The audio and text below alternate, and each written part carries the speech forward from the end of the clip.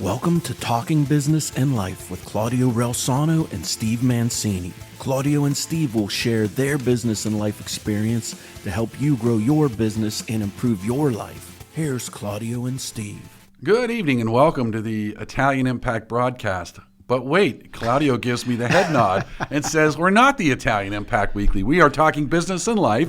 And I like to do, actually, Claudio, I do that on purpose now because I know that we're just still doing that transition. It's like people are still saying Twitter, and I feel like we have built this reputation up just too long to just throw it in the bucket. But we are talking business and life. And as always, I have my wonderful co-host, Claudio Relsano. Claudio, say hello. Hello, and you know what? I'm building up some guest lists for our show, the Talking Business and Life with Steve Mancini and Claudio Relsano.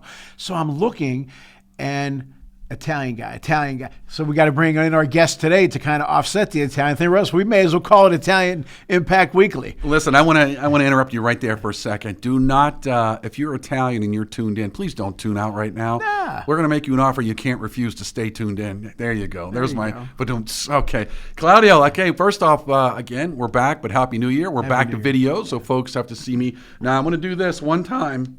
Because, as you can well see from the last episode, I had my hair fixed. I don't know. I'm very self-conscious on it. It's driving me crazy. Look good.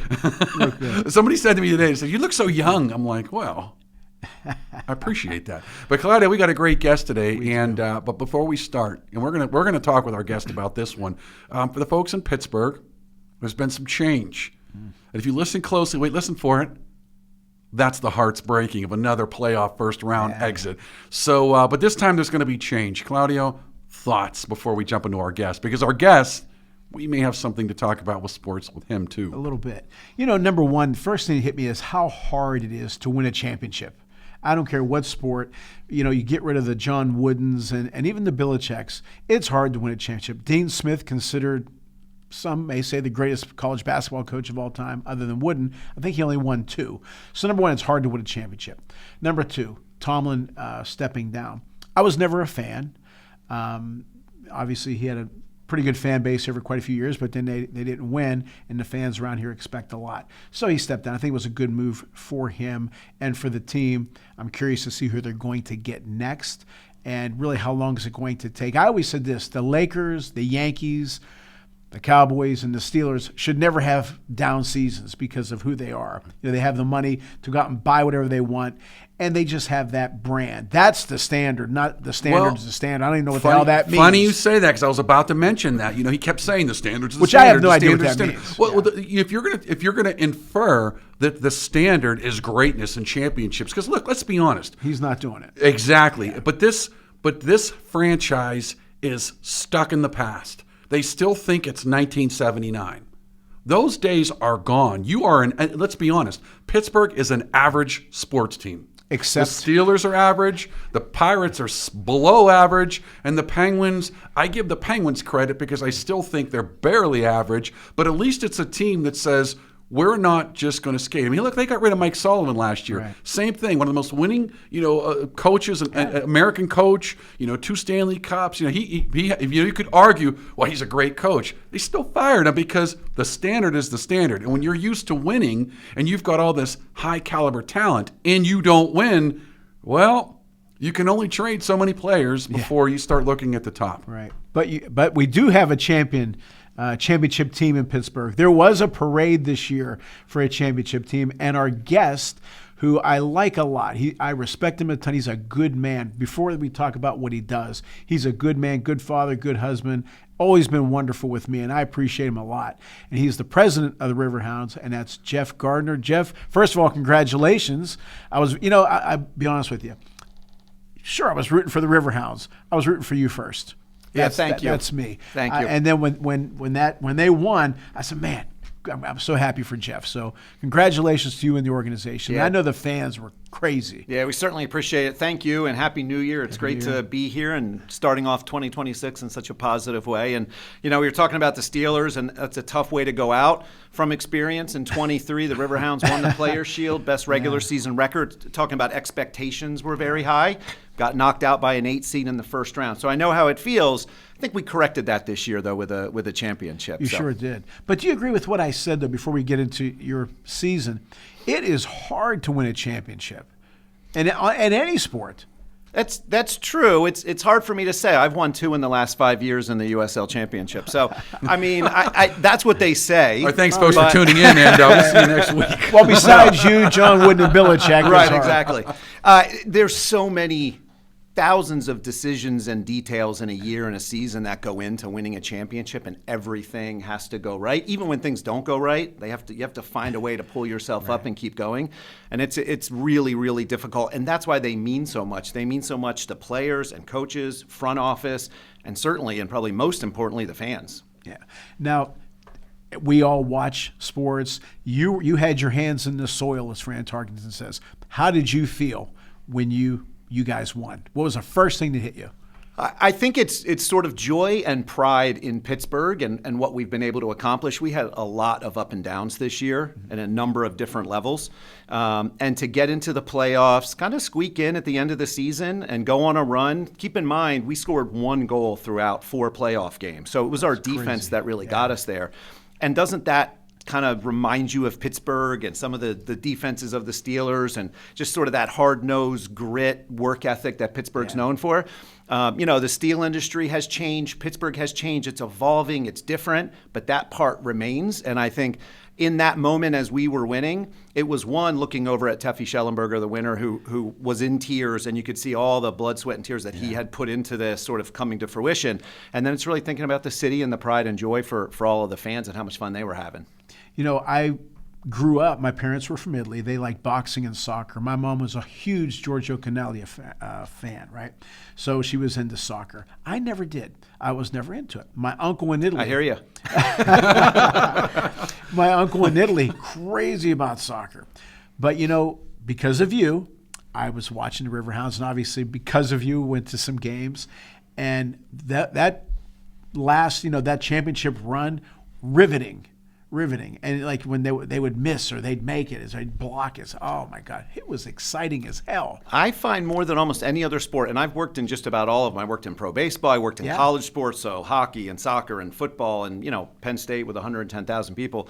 Soccer to me is the sport among all of them that the fans control the atmosphere more than anything else. Baseball, you're playing music in between innings, and football, there's a lot of breaks and TV timeouts. Sure. Soccer, it's constant. It's always moving. You don't stop and say, hey, everybody get loud, everybody make some noise. And it is, and in Europe, and really the rest of the world, it really is a model for, I think, where American soccer is trying to get to. Mm-hmm.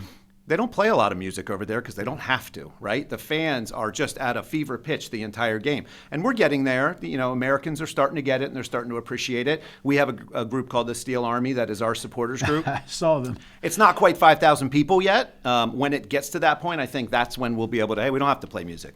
Okay, let me chime in there because I want to ask something because you teed on something, the difference between American fans and European fans.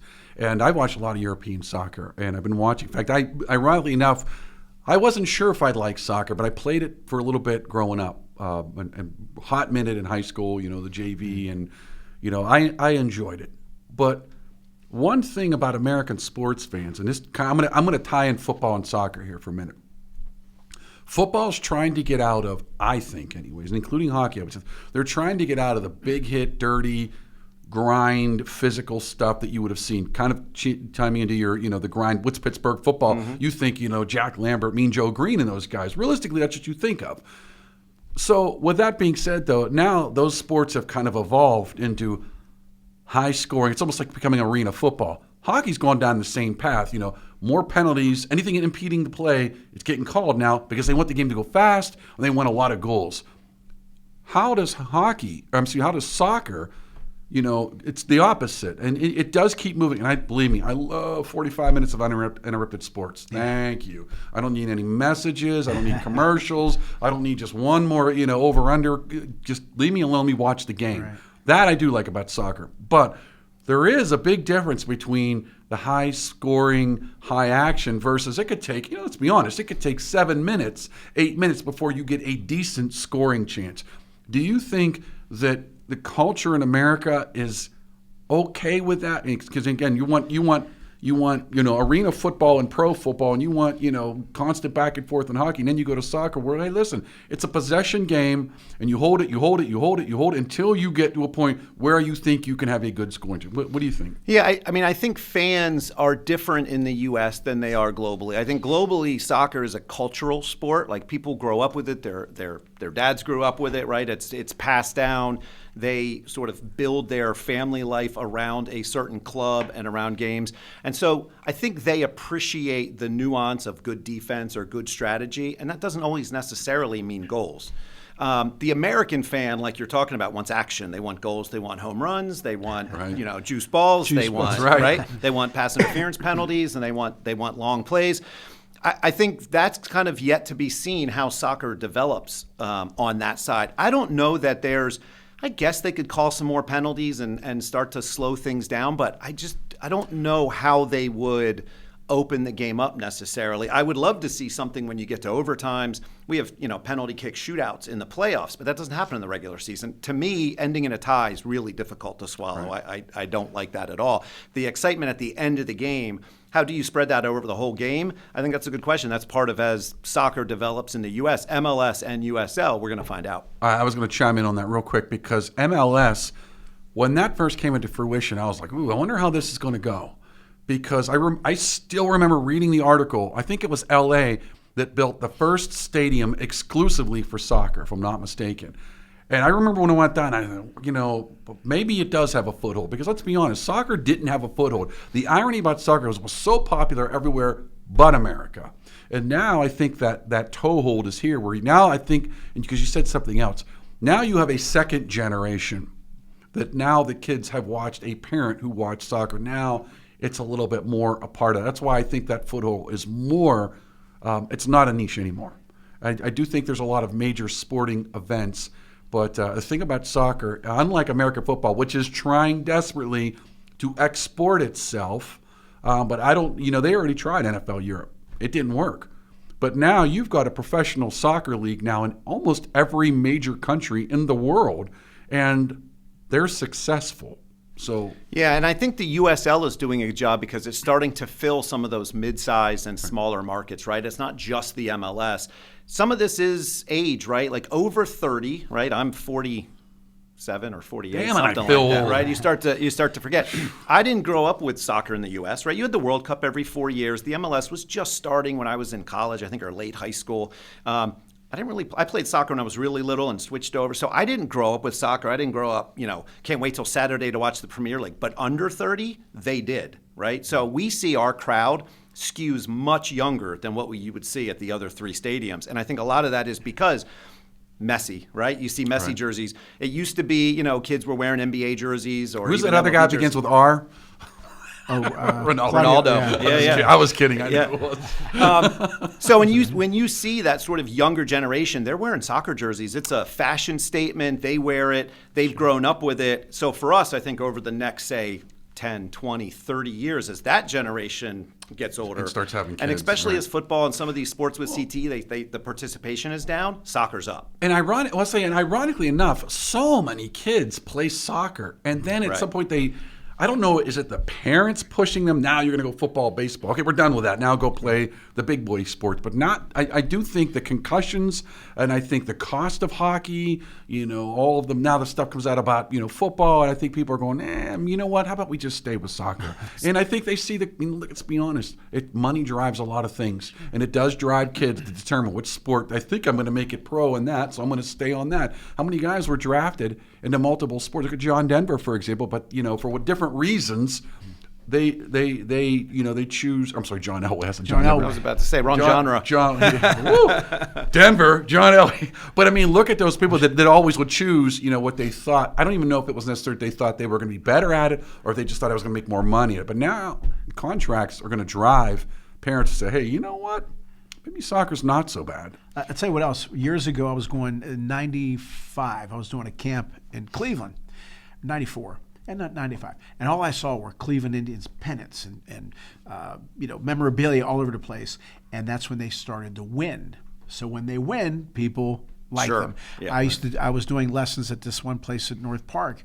And I asked them, I said, when the Pirates when they were winning, did you do more business? He said, yeah, as soon as they lose. So I think with the Riverhounds winning a championship, I think they're going to get more interest with kids. Do you agree with that? We've seen more new season ticket sales at this point for 2026 than we saw all of the previous off-season for 2025. Wow. And again, we were coming off of, this was our 8th straight playoff appearance, so that was our 7th straight. So we've created, I think, a lot of success there and a lot of expectation. We were starting to get into that area, though, where playoffs aren't good enough. The standard is a championship. Right. We made some changes, and that resulted in a championship. But yeah, absolutely, without a doubt. I think the other thing about the Riverhounds and the Riveters, our women's team, is we try to, yes, there's a soccer game going on, and we try to make it about the soccer, but outside of the lines, we try to make it about entertainment. Sure. And it's affordable, it's family entertainment, we make it fun. I'd say probably 50 to 60% of the fans that walk out of our stadium after a game probably don't know the score, right? They're there because it's a fun night out. We're not too many pints of ale. Exactly. We've got some dollar beer nights mixed in there too. But we've got adult stuff like that. We've got kids events. We've got fireworks post games. We try to do something so every game's a little bit different. We'd have a couple celebrities that have come through and done autographs. Hacksaw Jim Duggan and Jake the Snake Roberts last year was fantastic. So if you want to feel old, be around those guys because they're great entertainers and they're great with fans. But you can tell their bodies are beaten on their knees and hips. And but it's just a fun night out, and that's what we're going for. And so you know what? If we want to win, but if we're not, if we're having a bad year, if we're struggling, there's still a reason to come to Highmark Stadium and enjoy a night out because it's just fun. It's just a good night. Two-part question. When did you know this is a special team? September. Okay, good. Right? And you know, the regular season ends at the end of October and we go into the playoffs in November. So, you know, we had a lot of up and down. Now, some of that is the last couple of years we've played and started the season, played on the road quite a bit. And it's because of the weather in Pittsburgh, right? We don't want to play a lot of home games in the spring. It's hard to sell tickets. So to the sporting side's credit, they say we're willing to go on the road and play. And if we can steal some points, you know, while teams are still coming together, that could be a good thing. That worked out in our favor in 23. The last 2 years, we struggled. Until we get home in the summer, and we kind of own the summer. We get a lot of home games, and we typically have gone on runs the last few years, and that's exactly what happened. So as we were coming out of the summer, starting to feel good, by September is where, wait, there's something here. We've got an excellent goalkeeper. Our defense is playing really strong. It's one of the tops in the league. We were struggling scoring goals, and that really never did turn around, but our defense was able to overcome that. Ultimately, we made a coaching change in October. I think there was sort of a lift in energy, which typically happens sometimes in those coaching changes, and there was sort of a new focus and a new energy, and that's kind of what propelled us in. I would say in 21, when I won in Orange County, and last year in Pittsburgh, we didn't have the best team, but we had the hottest team. And that's what won us the championship. Exactly. Yep. What is your role? I know you're president. What are some of your responsibilities? I know you wear a bunch of different hats. Yeah, I mean, predominantly I'm on the business side. So I help to set the overall vision for the organization along with Tuffy, our owner. Again, I mentioned we have the Riverhounds and our women's team, the Riveters. We have Highmark Stadium that we own and operate, and we're working on expanding to 15,000 seats. AHN Montour, the sports complex, which we just added some batting cages in, and they're up and running, so I go down there quite a bit. Our academy trains there, so we have over 3,000 kids in our academy now. So I oversee all of it. Now, I will admit I hate to say I'm not a soccer guy because I've been working in pro soccer for 6 years, but I didn't consider myself that. I couldn't tell you what formation would be best or what strategy would be best, or I can't even really look at a player and say that's a great player. We have an excellent sporting staff, and so I will work with them on maybe contract structure or how many spaces and what should we do on the international side and building relationships with some of those. So I don't necessarily, I'm not, sort of trying to pull the strings on the field. Everything else is where I'm trying to But again, I think that's good because everybody plays their role. Sure. They do what they do. And I think that's good. I think that's one of the reasons why the organization is as great as it is. And there's a lot of organizations that I've seen in baseball that some people are doing jobs that they are not qualified to do, but they do them instead of hiring the right people. Yeah, sometimes the trick is knowing what you're not good at, right? And then finding people that are better at it. For me, it was really clear, a little bit of the Ted Lasso joke, right? I played college American football. So, all the British guys in the league would kind of give me a hard time. What does this guy know? And I remember I was in Orange County, probably my first couple of games. and I do a starting lineup. And in soccer, teams walk out together in line, and normally they have kids with them or something. I was coming from American football in San Diego. I'm announcing single player by player, WWE style, and fireworks and all that stuff. And these, I thought like entertainment. Let's just make it entertaining. It didn't fit. It didn't fit in soccer. It didn't fit for the fans. The players were like, what are we doing here? So I used to get, sort of ragged on for some of that stuff. But I was able to sort of settle into a spot where we could mix entertainment with soccer and then trust the soccer people to do what they do. And we've been able to put all those pieces together. All right, we're going to take a quick break and hear from some of our sponsors and from some other people. My book, Lead from the Heart Up, Not the Neck Up, How to Create a Positive Winning Culture on the Field and in the Office. You can get that at ClaudioRelsano.com. Thankfully, it's been all sold out at Amazon, or not Amazon, but Barnes & Noble. And then my show, The Claudio Relsano Show, on ClaudioRelsano.com. I've had such great guests as Mario Andretti, Dick Vermeil, Rocky Blyer, Sid Bream, Jim Rooker, Robin Cole, a bunch of great guests. Sports Corner, hosted by Ralph Williams, every Saturday, 2 p.m. to 3 p.m. on 1250 AM The Answer, 92.5 FM The Answer, with Ralph Williams, Smoking Jim Frazier, Luther Dupree Jr., and myself. And I'd also like to mention one of my sponsors, Pittsburgh Wealth Management, Mike Battellini, a wonderful person, on 1106 Ohio River Boulevard. Call Mike at 412-801-7233. He will definitely set you straight in your retirement. Steve, let's talk about your wonderful documentary. Absolutely. Folks, if you haven't had a chance to go out and check out StephenManciniProductions.com, I am about to release a second documentary. The first one, Fidelta, Soldier Prisoner, was an international award-winning documentary, and I just got back from Italy in December of last year, where I premiered the next one, Innocenti. The Innocent one talks about the 9 months of German occupation. But again, go out to the website, Stephen Mancini Productions. We'll be releasing that soon. And if you haven't had a chance to see Fidelta, please check it out. It is available on Amazon. And one more thing, Steve, if you're looking for sponsorship, commercials, definitely connect with Steve at StephenManciniProductions.com. I love how Claudio throws me out there. All right. Thumbs up. All right, folks. We'll be right back. Tune in to Sports Corner, hosted by Ralph Williams, along with Claudio Relsano, Smoking Jim Frazier, and Luther Dupree Jr., every Saturday, 2 p.m. to 3 p.m. on 1250 AM The Answer, 92.5 FM The Answer. Ciao, Chrissy. Your Italian got so much better. Brava. Grazie. It's because I learned the best way possible. How so? Well, I learned that with apps, grammar books, and even YouTube videos, I could only get so far. I had to immerse myself. I noticed I did best when I was in Italy visiting family. That's where my level really soared. And wow, did it work? Thanks. I became much more confident, fast. That's why I created Footsteps Through Time. It's an Italian language experience. You don't just take Italian classes, you immerse yourself in a real Italian village. With lots of fun activities and excursions, it's life-changing. I see. So, no more boring grammar, impersonal apps, just real conversations, real culture, and delicious food, of course. Exactly. I'm so excited about this. Learn Italian by actually becoming part of the local community for a week and living it. So if you've been dreaming of Italy and the language, check out Footsteps Through Time in Italy.com. Book now and join the experience. Andiamo! Thanks to Greater Pittsburgh Travel. For any of your travel needs, let Tom and the team at Greater Pittsburgh Travel know, and they'll take care of you. For more information, call 412-331-2244 or visit their website at www.greaterpittsburghtravel.com. Did your parents or grandparents ever talk about the Vietnam War? The Hardest Year, a love story and letters during the Vietnam War, is an accurate portrayal of what life was like during the 1960s, a time of the draft, equal rights, and the anti-war movement. Follow newlyweds through their letters as they navigate 1 year of the war an ocean apart. The Hardest Year by Carol and William Wagner is available now wherever books are sold. And we want to thank the Calabria Club of Pittsburgh. If you're interested in learning more, you can find their contact information on Facebook at Calabria Club of Pittsburgh. Again, thanks Domenica and the team at the Calabria Club of Pittsburgh for your support. And we want to thank La Scuola d'Italia Galileo Galilei, the only nonprofit school in Pittsburgh endorsed by the Italian Consulate. If you're interested in learning Italian or have your children being immersed in the Italian culture and language, be sure to give them a call at 412-404-7070. And that's La Scuola d'Italia Galileo Galilei. We'd also like to thank Chris Gonzalez from the Knights of Columbus. If you have any questions about joining the Knights of Columbus, reach out to Chris Gonzalez at 412-605-9400. 9074.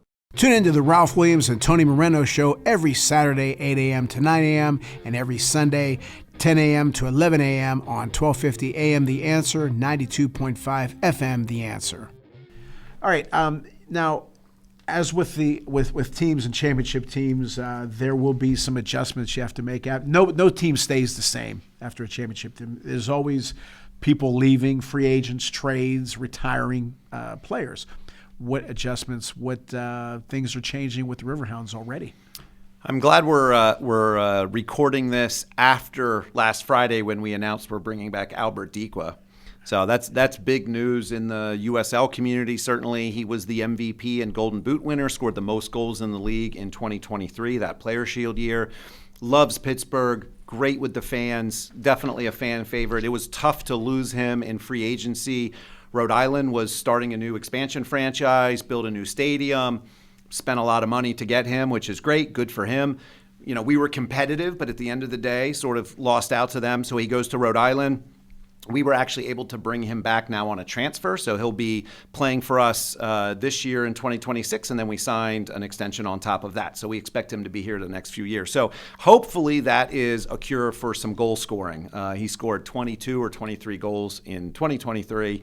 I think our leading goal scorer was 9 or 10 last year. So hopefully that brings some goals. We have really the core of our team back. You know, guys like Robbie Mertz and Danny Griffin have all come back, Jackson Walty, Bradley Sample. There's a number of players, 12 or 13, that are back from that team. Our two biggest losses are probably at goalkeeper. Yeah. Eric Dick, who was goalkeeper of the year 2 years ago and had another great year, went to Indianapolis. He's from Indiana. I think it was, he had talked about going home for a long time. So it was hard to sort of stand in his way there. So he left. And then Sean Suber went to Charleston. Great defender. He was a first-team all-league defender. I think our system, even with a coaching change, helps make players play the best they can, right? So I think we can plug and play a little bit with some of these players in this system. We've seen it happen before. We've had a lot of good players come through and move on. We've been able to fill that pretty quickly. 8 straight playoff appearances, I think, demonstrate that. And I think that's what we're expecting this year. We actually have more players back this year than I think we've had in any other previous year. So coming out of a championship, certainly the expectation for us is a championship again, right? So we want to go out and win again. And I think we have all those pieces. There's probably another, 5 to 8 guys out there that we're looking at and working with. I think there's a lot of excitement. A lot of people want to come play for a championship and play for a championship team. Our facilities are great. The league is growing. There's a lot of really positive things happening here, which is helping to attract some of that talent to Pittsburgh. When you're saying all that, yesterday I think it was 51 years that the Steelers won their first Super Bowl. And I remember the announcer asked Chuck Noll about it. What are you going to do now? I said, well, we're going to go back in the office tomorrow and try to win another one. You enjoy it that day. Next day, you're back at it. It sounds like that's what you guys. You enjoyed the parade, enjoyed everything, but now let's go back at it again. Yeah, we squeezed, on the business side, we squeezed probably an extra month in December of momentum out of it. Everybody wanted to talk about it, but as the calendar turns and it's 2026, people have moved on. We've moved on the business side. We certainly want to celebrate 2025. We'll do some things at the beginning of the year with a championship banner, and we'll have a ring presentation and some of those things. But really, our attention has turned to 2026. I will say that on the sporting side, we had 48 hours after the championship to exercise options on players, release players, make moves that some teams had almost a month to do previously. So, we went on Saturday, we fly back Sunday. By Monday, teams at AHN Montour, we're meeting with them, we're letting players know who's back, who's not, and immediately start the process of starting to re-sign or sign other players. And so not a lot of time to enjoy it. Yeah, I want to chime in on something on that because, there, in a lot of ways, there's not a long off season in professional sports anymore. And I think baseball is a good example of that. The World Series in the boys in October. They get maybe a month and a half, but pitchers are all going to be reporting soon. And you're like, wow, we're still in football playoffs, But it's crazy because that's just the way sports are. It's like, what have you done for me lately? Well, I just won yesterday. Yeah, but what have you done for me lately? Like, why? You're right. Move on. But with that being said, though, everybody's trying to win. nobody's like, I mean, with the exception of the Pirates, I mean, everybody's trying to win. They're trying this year a little bit. Are they? But I kind of say that jokingly, but not really. No comment. No, you're right. I've been hard on them. But at the end of the day, most organizations are trying to win. Yeah, the owners want to make money. I get it. I don't fault them for that, but they're trying to win ultimately. That's the measure. The true measure of success of an organization is those banners on the wall. With that being said, though, we talked about it when we came into the show. Only one person's going to win every year. But that doesn't mean the other organizations are necessarily doing something wrong or even something bad. They could be doing everything right, whatever reason. The championship isn't a game. It's a season. It's decisions. It's coaching. What does separate then the champions besides the score, but what separates the championship organizations from those that aren't winning, because they might not necessarily be making bad decisions either? If I knew the answers to all of that, I'd write a book and probably be very wealthy and be able to retire. I mean, I think it's a couple things. I think belief is a major part of it, right? You have to get, no matter what the sport is, unless it's an individual sport, you have to get a group of people to buy in to one singular goal, and that is the most important goal. It's not what your batting average is or how many home runs you hit. It's, did we win games? How are we getting better? And how are we striving to be champions? And I think that sometimes is the hardest thing. You have people from all different backgrounds, right? And now with the Riveters and being on the women's side as well, absolutely no difference at all, right? Yeah. You have to get a group of people, generally young people sometimes, to not think about next year or what their next career move is, but to think about right now and what are you doing to get better to help this team win. What if you don't get a lot of playing time? What kind of attitude do you have? Do you believe in what the team's doing? You have a better attitude. We've had, in past years, bad attitudes. We've had players that have come in, expected to play really well, score a lot of goals, be major contributors. Very quickly, the attitude wasn't there, right? They were the kind of last one to show up to start practice. They were the first one to jump in the car and leave. They didn't believe. They weren't special. They weren't a part of it. They weren't, right? And they didn't want to be held to that standard. And I think that's a difference I've seen in championship teams, whether it's been baseball or football or Penn State going to the Rose Bowl. Those teams, all of those people believed in where they were trying to get to. And you know what? I want to chime in on that because that's culture. I mean, ultimately, sure, it's culture. But again, you can have a championship culture and not win. But that is what it is because only one team can win. But interestingly enough, you can also have a losing culture. And I think a lot of teams and a lot of professional, sports teams have fallen into that. And it's like, well, here we go again. Did you guys never really had that culture? Was that culture ever in the Pittsburgh Riverhounds organization? Yes. I got here in August of 22. And it certainly didn't exist then, and hopefully has not existed since then. Previous to that, I think you'd have to go back, and you have to check my history on this, but probably 2018, there was a coaching change. Previous to that, I think the Riverhounds struggled. They were in different leagues. They struggled for consistency. They struggled in coaching leadership. They'd have a coach for 2 years. They'd make a change. They wouldn't play well. They'd find somebody else. And so there's a lot of inconsistency. In 2018, 2019, Bob Lilly comes in, now over 400 wins, one of the most winningest professional soccer coaches in the U.S., and really turned things around. I think he deserves a lot of credit for what he did. And a part of that was culture. A part of that was sort of creating that belief of what was important to the team. I think since then we've started to even evolve from that, and so it's not just winning at all costs. I think it's a group of people, right? And people all have different, motivations and desires. So how do you make it a great culture and great experience for all the individual people to then help them tie together to get to that goal? And so what's their role? What's their part of it? How do they feel like it's important? Which is what my book's all about. Lead from the heart. There you go. That's a hell of a plug. I always say pull the same rope at the same time, the same direction, you'll get a special result. Right. And that's what you guys right. did. Now, who were some of your role models growing up? I mean, everybody talks about, I know I've had several in the business world.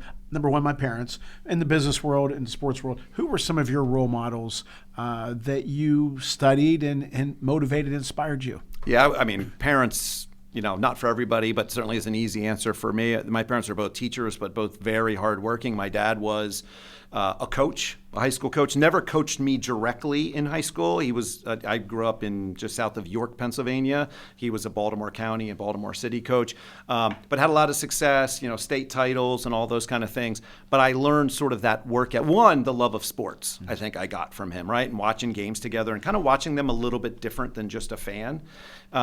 And then certainly work ethic and he was just a hardworking guy. And so I got a lot of that. As I got into high school and was playing sports, I was the hustle guy, right? I wasn't always the most talented, but I was the hustle guy, and I got a lot of playing time and ended up playing college football because of that.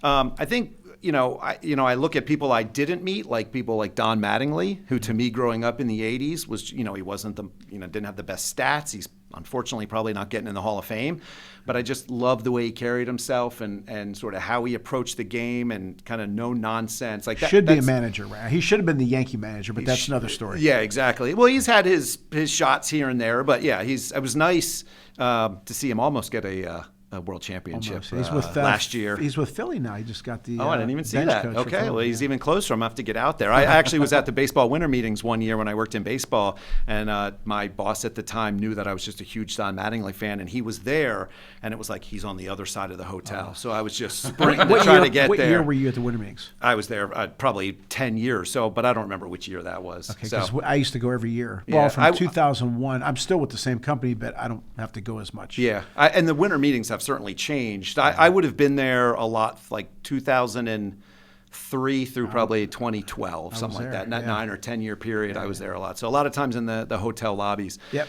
So there's players like that you looked up to me, it was always sports. So it was always sort of those people.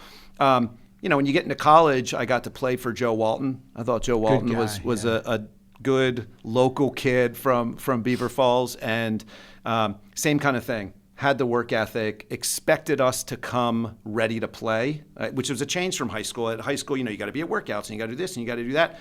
I expected that to be even worse in college. There wasn't a lot of that mandatory stuff. If you didn't do it, you weren't going to play. And they would see it in the first few days. If you came into camp and you weren't in shape, I always thought, we're not doing any sprints. If you're not in shape, you're not going to play. Right. So I kind of learned, you've got to take preparation on yourself, right? It has to be important to you. It's not I have to do it. It's you should want to do it, right? Because you want to be better. So I think it's a lot of coaches like that over the years, certainly my parents, and then just, looking up to players and especially people that have been successful. A guy that I worked with in baseball, Todd Parnell, he goes by Parney. Anybody that can go by one name is a celebrity, right? He ran the club in Altoona for a few years. Then he's been in Richmond. They're building a new stadium down there. Just a sort of legend in minor league baseball. Same kind of thing. He taught me a lot of things to do, but he also taught me some of the things not to do too, right? Like your family's important, and so make time for that. Sure. I think I learned some lessons there along the way too. Good, Steve. No, I want to just kind of pick up on all that because you are at the top and you guys got it. Now, to your point, you got to go back. Okay, season's over. We got to get ready for next year. I know this. I'm not asking you when you're leaving, but I'm saying is now that you've established that standard, is it one of these, I want to see this consistently for a while? I mean, what are your expectations going forward now? Oh, yeah, no, absolutely. I mean, listen, personally, 25 years in sports, I've been all over and worked for large organizations, small organizations.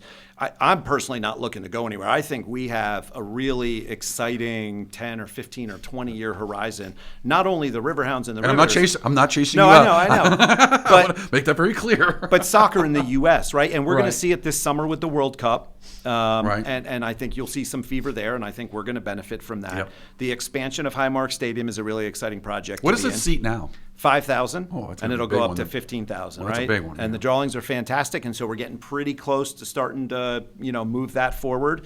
The USL is introducing Division One. So for those of you that don't know soccer, Division One is the same level as the MLS, right? It's not we don't play. It's not a developmental system like minor league baseball would be. Right now, the Riverhounds play in the USL Championship, which is Division Two. So this is set up just how Europe is set up. The USL will add a Division One. We will compete with the MLS, not directly on the field. My guess is we won't play each other a whole lot. But then Do you real quick? I'm curious. Do you see that ever happening? 2028. I mean, the process is already moving forward. That's very interesting. Yeah, we've already applied for Division I status, so we will have to be awarded that. But actually playing MLS teams or just playing at the level of? Playing at the level Okay. of, right. And so I think the thing that's going to make us a little bit different is you will now have Division I, Division II, and the USL League One already exists, which is Division III, and we will put promotion relegation in, which has never been done in the U.S. And so I think for the purists of soccer globally, all of a sudden it gives a U.S. product that is what they know and what they understand. We'll certainly compete against the MLS. The U.S. Open Cup is a great way to do that. We beat NYCFC last year. We beat the Columbus Crew 2 years ago and New England Revolution 2 years ago. So, I think we can compete with the MLS. This will give us more resources to do it. I'm dying to ask you a couple of questions now because a lot of folks don't understand that relegation. That you have to work your way. You have to win your way into the top league. Explain that real quick. Yeah, and I think U.S. fans are finally ready for it because of shows like Ted Lasso, because they talk about it in Ted Lasso, and Welcome to Wrexham. I think shows like that have started for U.S. fans to understand how that works. But it's not the U.S. model. You start at whatever league you start at. If you're coming in new, you'd start at the lowest league. And if you win your league, then you are promoted to the league ahead of you, right? And for most teams, you'll start at the bottom, right? Because you're not going to have the same quality of player. You're going to have to build that up. Now, Wrexham has been promoted 5 or 6 times now. Now, they've also thrown a lot of money behind the scenes at those players to catch up. Most teams can't do that. Because where we are is at Division II, we'll be able to apply, as which we've done, to Division I immediately. So we expect to start at Division I. So we will not win our way into Division I, but we will absolutely have a risk of losing our way down to Division II. And that is smaller revenue, less media attention. So there's a lot to gain by being in the first. And it creates more matches of consequence, right? You're not playing for a championship necessarily. You're playing to survive, to stay in the division. And I see that a lot. Premier League, Serie A is good when you see these teams at the bottom, and if they don't win, they know what's happening. You're gone. Every match is important, right? Let's talk international. How does that going to play now in international friendlies? Well, I think there's some questions still to be answered about what Division I does for the USL. Does it include CONCACAF status and allow you to get into the sort of global playoffs? I think we expect that it will, which is something the MLS enjoys and the other leagues have. That at Division II, we do not have the ability to do that right now. I think it also creates a very viable feeder system for Europe. And different than most sports in the U.S., where the U.S. is the top of the mountain, the best players in the world don't want to come to the U.S. They don't want to play in the MLS. They want to play in the Premier League. Is that solely a money decision, or is that a prestige thing? I think it's a prestige thing, right? And money's certainly a part of it. I mean, they coaxed Beckham out of there years ago. And who was the other? What's the one now? Messi. Thank you. Yeah, but the MLS it has some young people, but also has a lot of sort of the Premier League players at the end of their career that are playing for a paycheck. The USL has now sort of been seen as a better path for young soccer players to get to Europe. The MLS will typically sign these 5-year academy contracts. You're locked in for 5 years. You get 2 years into it, hey, I'm ready to go to Europe. This team wants me. Nope, sorry, you're staying here. They want him in the MLS. Where we are encouraging, come here, we'll put you on a stage, and we will send you over to Germany or England or wherever. Now, how does that help you guys? So we can participate in transfer fees, which is the transfer industry is a $6 billion industry. Basically, our players are assets. I told you I picked the wrong sport. Go ahead. That's right. Our players are assets to us. So let's say we find a 6-year-old dribbling a soccer ball on the field. We can put them into our academy. We can develop them, move them into our reserve team and then our first team, put them on a stage, train them, and then ultimately we can transfer them to another team.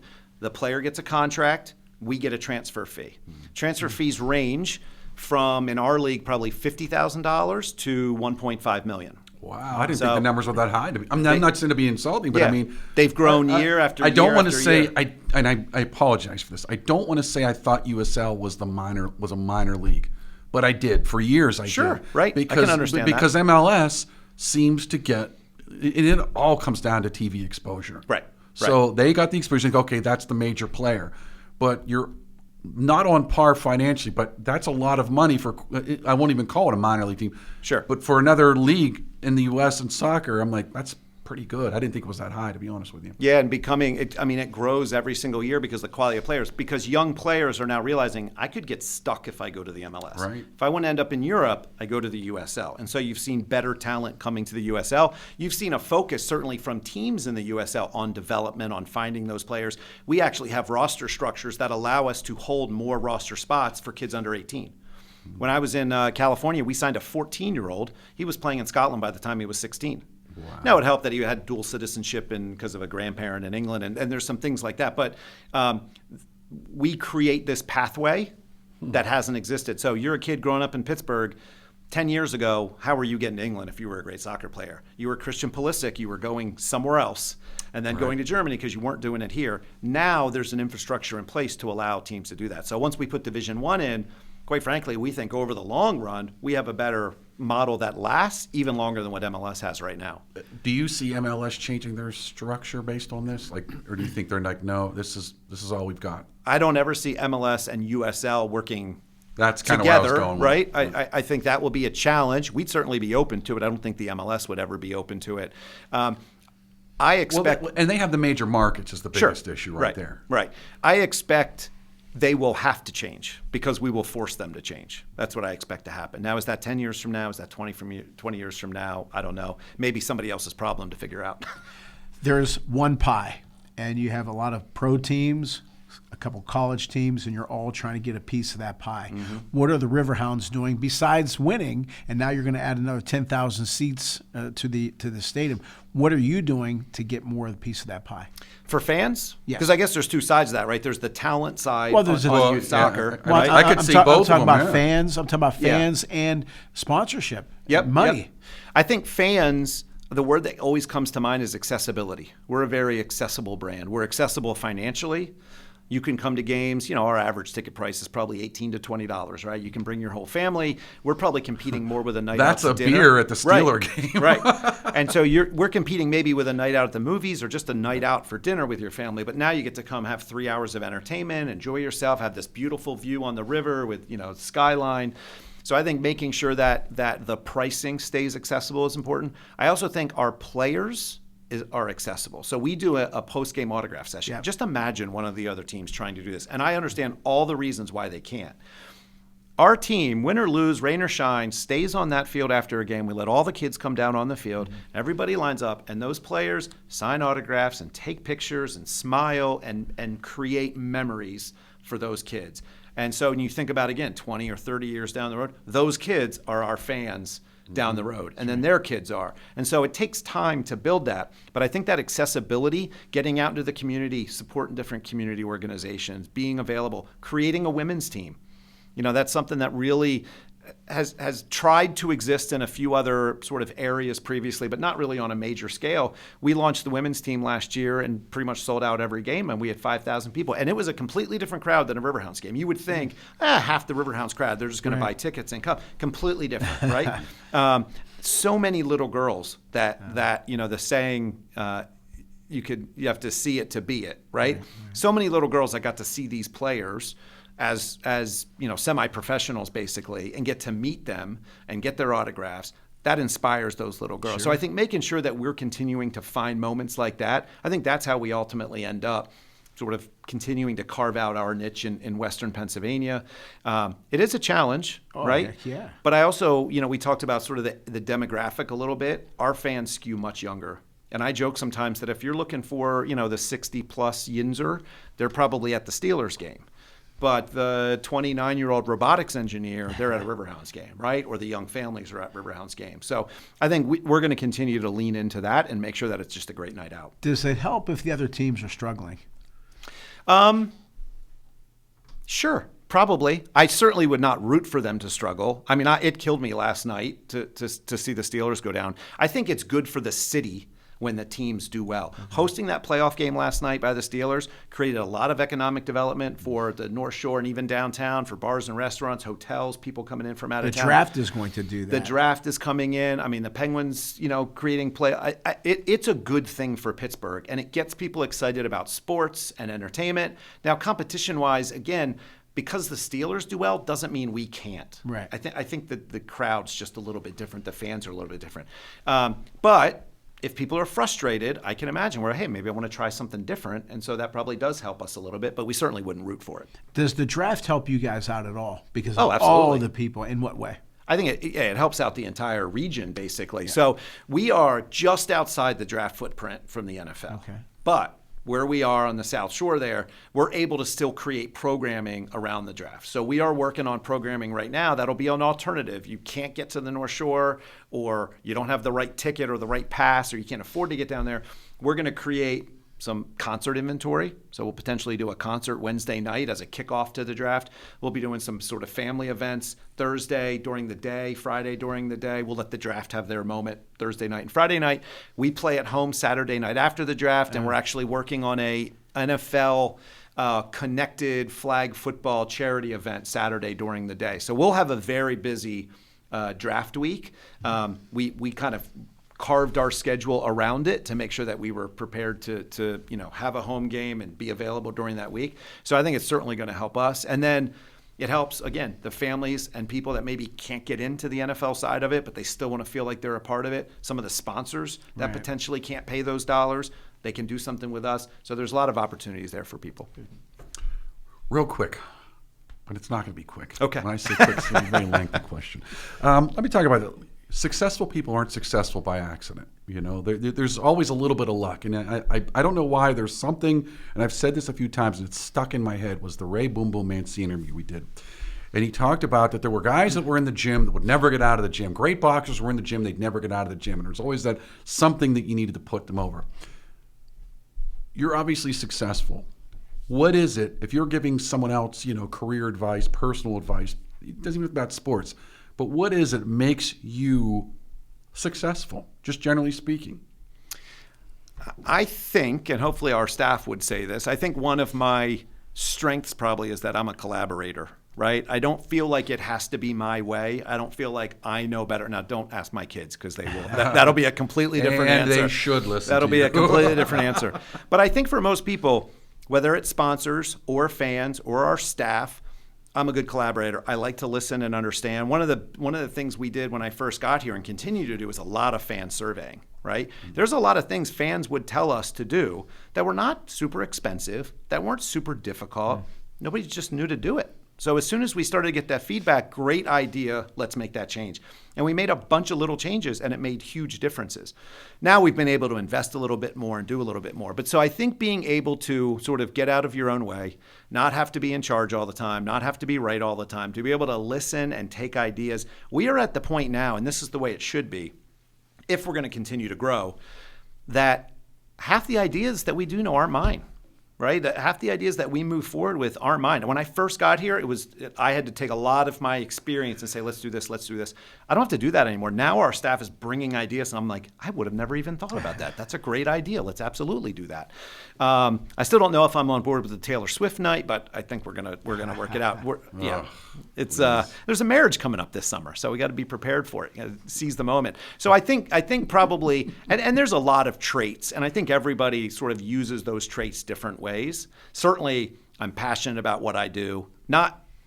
I do love sports, and I am passionate about sports. I've probably lost some of my passion as a spectator for sports, but I'm passionate about watching fans have a great time. Like, that's what really gets me excited. I want to ask you on that. That's an interesting one, because whenever it's your job, does it lose the luster? Yeah, unfortunately, it probably does. Now, there are moments, right? Saquon Barkley, scoring a couple touchdowns in the Rose Bowl against USC and standing on the sideline and watching that. Like, okay, those moments stick with you a little bit. Winning a championship.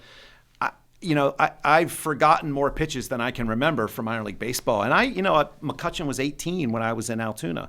Wow. We had Joe Mauer, come through with the Twins in New Britain. So you get to see all these players. And believe me, and you know this, great players like that stick out at almost every level. Andrew McCutchen is an 18-year-old in Double-A, clearly was the best player on the field. And so you remember moments like that or players like that, but the rest of it all kind of blends together, to be honest.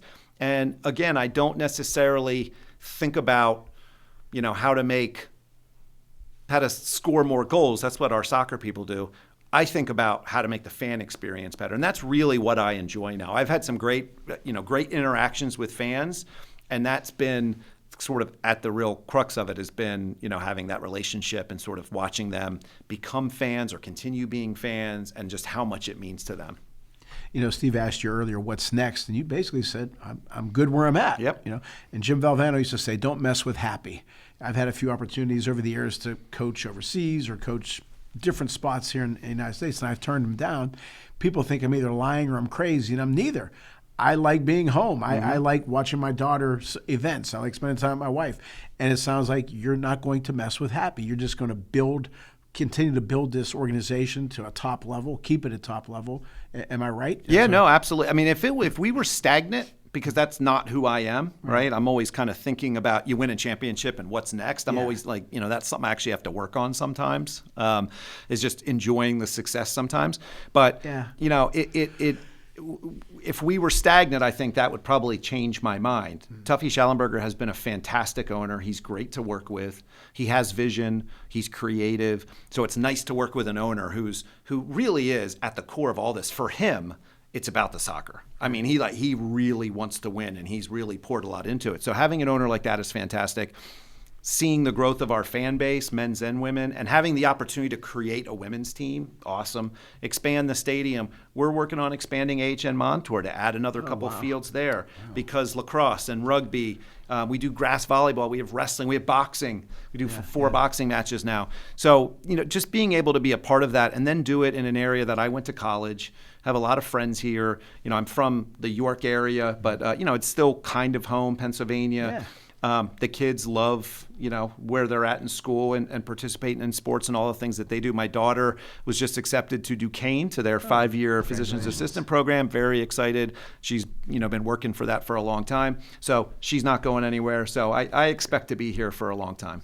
That's great to hear. And again, you're happy. It's not somebody else's, like somebody would say to me, a few people, why don't you go with that organization? Because I didn't want to leave here. I like it here. Oh, you're crazy. All right. No, I'm not crazy. I know exactly what I wanted to do. I remember Clint Hurdle, several years ago, we were playing in this golf tournament. I said, well, yesterday was the last game of the season, so I guess you're done. He said, no, I got to go to instructional league tomorrow. 10 months out of the year.